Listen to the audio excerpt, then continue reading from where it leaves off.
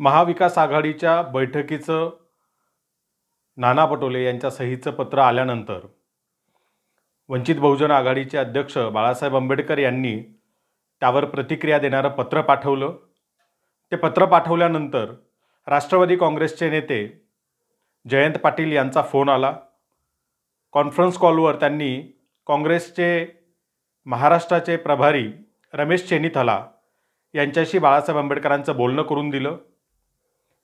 त्यावरती बोलताना रमेश चेन्नीथला यांनी सांगितलं की महाराष्ट्रात या संदर्भात बोलणी करण्याचे अधिकार काँग्रेसने बाळासाहेब थोरात आणि अशोक चव्हाण या दोन काँग्रेसच्या नेत्यांकडे दिलेले आहेत आणि पुढच्या वेळेला जी महाविकास आघाडीची बैठक होईल त्या बैठकीला वंचित बहुजन आघाडीच्या वतीने बाळासाहेब आंबेडकरांनी सहभागी व्हावं अशी विनंती त्यांनी केली।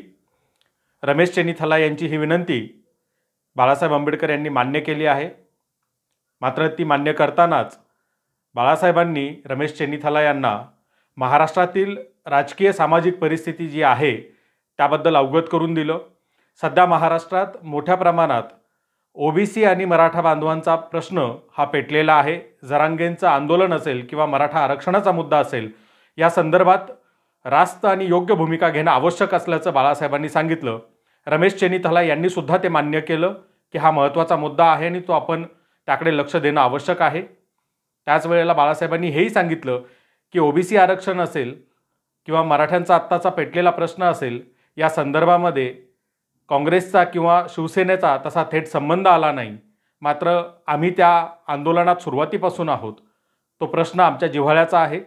त्यामुळे हा प्रश्न आणि या संदर्भातली भूमिका स्पष्ट केल्यावरतीच आपल्याला पुढे जाता येईल, त्याशिवाय या ठिकाणी महाराष्ट्रातलं राजकारण करता येणार नाही। ही रमेश चेन्नीथला यांनी हेही मान्य केलं आहे। आगामी बैठकीमध्ये वंचित बहुजन आघाडी सहभागी होईल असं बाळासाहेबांनी सांगितलं आहे।